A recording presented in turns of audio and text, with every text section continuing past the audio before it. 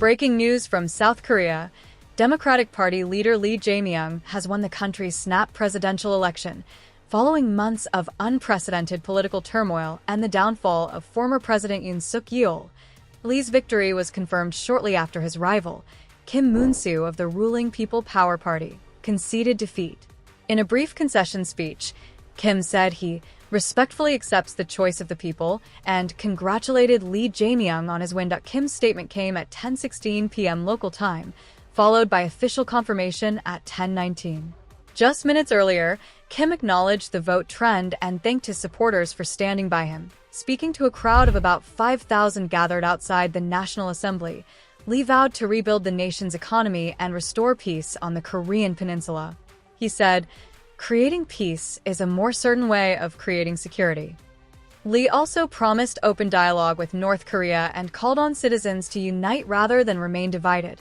He stressed that power comes from the people and identified two national priorities.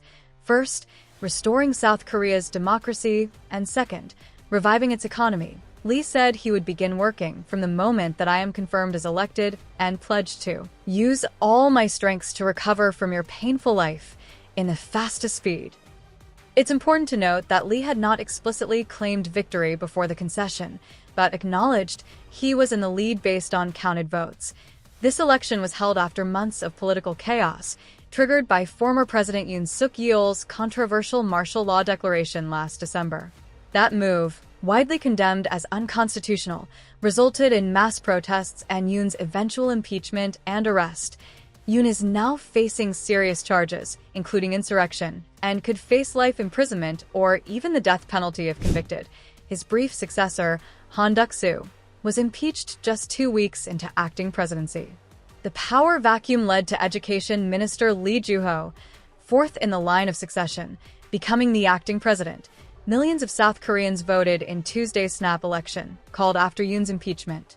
The campaign was dominated by the fallout from Yoon's actions and the People Power Party's fractured state. Lee Jae-myung's win now marks a turning point in South Korea's politics and potentially its future relations with both North Korea and the United States.